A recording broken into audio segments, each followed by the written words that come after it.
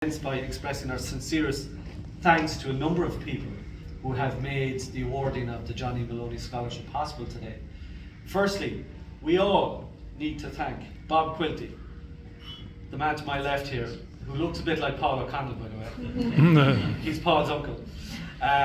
We all need to thank Bob Quilty because it was he, not I, who started the ball rolling on this project back in October 2021.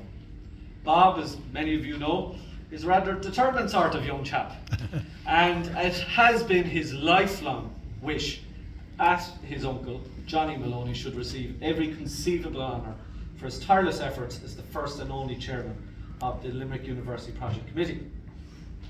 Of course, Bob was supported in this desire by his many siblings who are here today with us, and we're so thankful that they are, and first cousins, his wife Eleanor, and indeed his own children. For me personally, Bob, you have been a rock of strength in the past 18 months.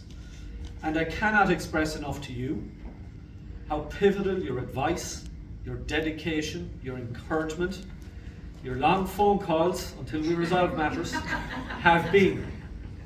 I might also add that Sheila O'Connell was heavily involved in the background too, and I wish to publicly acknowledge your support today also, Sheila.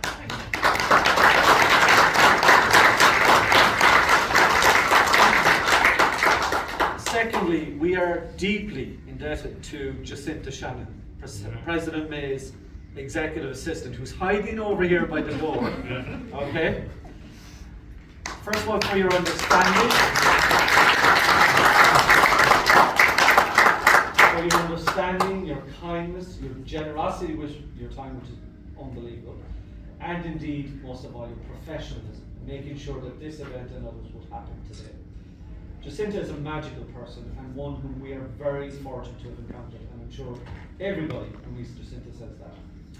I also want to thank Caroline Rafter for her wonderful assistance on a number of occasions, and indeed her professionalism in organising a number of events. And I want to thank Deirdre O'Connor for all of the work that she does as part of the Access programme, unhidden as much of it is, but most important it is. And thank you, Deirdre, for being so fantastic.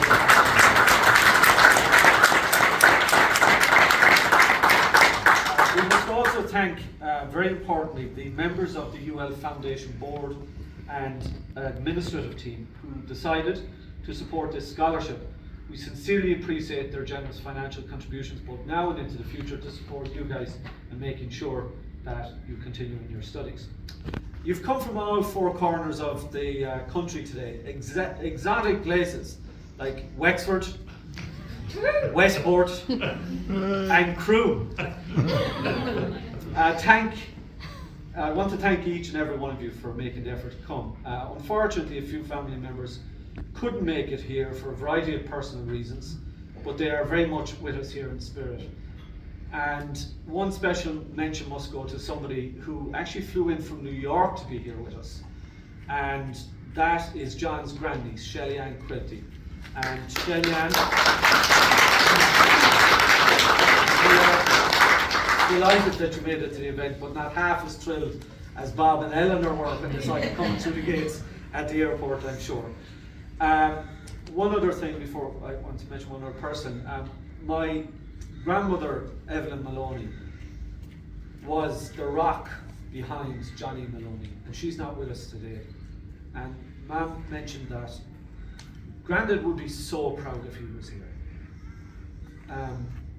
But I could only put it like this: if he was proud, she'd be simply spinning. She was the person who supported him in everything and was literally the committee member that was never seen. Some might say she was the silent killer behind every phone call, but she was unbelievable. If you want to meet a dynamo, she was incredible. As were her two sons, Donal and Norbert, two incredible people who unfortunately aren't here today. And finally, before I get on to my speech, we will be eternally grateful to you, President May, for taking the time to meet with us and listen to Johnny Maloney's true story. You've put so much time and effort into this project behind the scenes, and obviously thought a lot about it and what should happen. But ultimately, you were the person who finally made this day and our dream come true as a family. And for that, we can never thank you enough. Your warmth, your empathy, and your sincerity is simply outstanding. And we can never thank you enough. So thank you so much.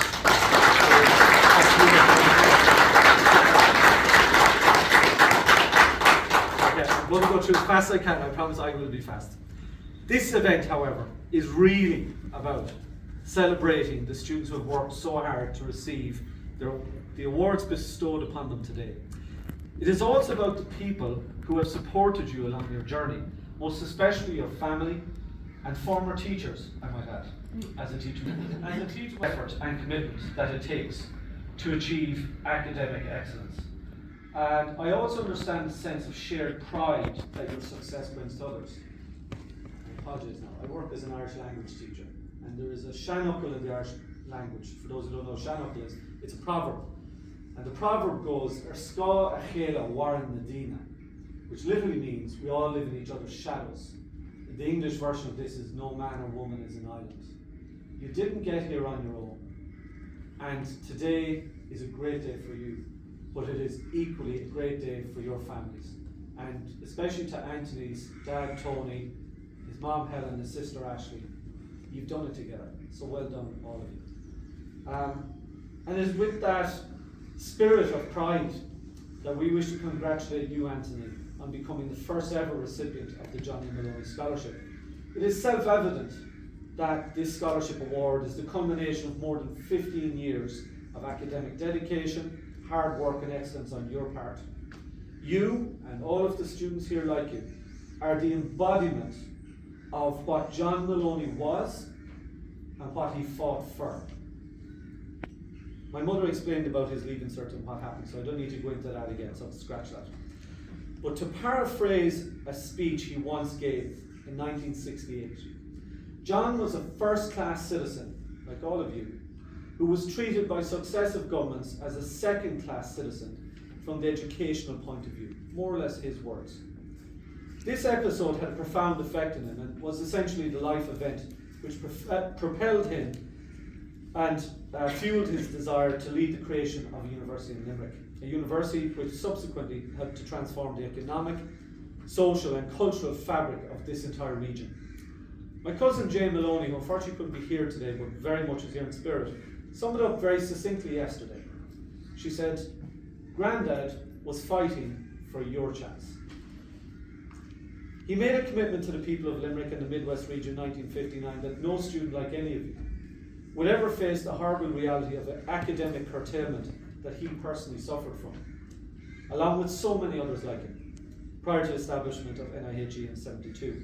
He was the first and only chairperson of the LUPC, and over a 30-year period, it was his leadership, courage, dedication, innovation, and humility that enabled him to lead an outstanding committee and the community to surpass their loftiest goals.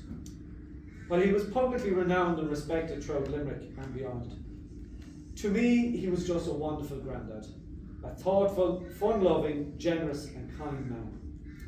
As a young boy, I was unaware of his brilliance, but I subsequently learned through his papers from my grandmother, many family members, and many others. Another man who's here today was Martin Maloney. I want to thank you, because Martin, about 10 years ago, was the one who rang me up one day and said, "What about your grandfather and all those great people?"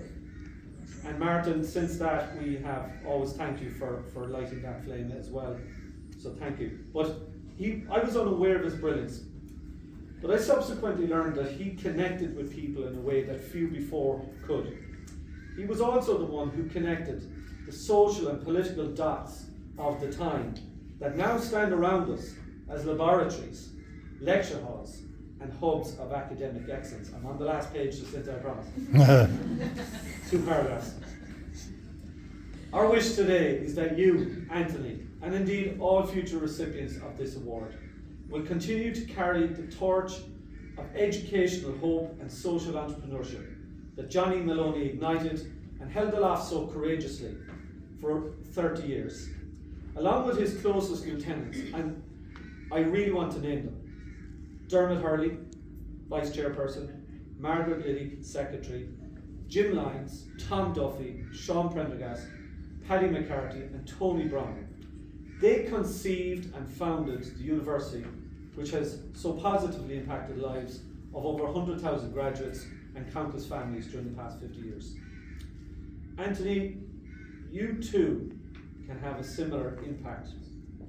When the time is right in your life, Johnny Maloney would want you to conceive of the most impossible yet noble task imaginable.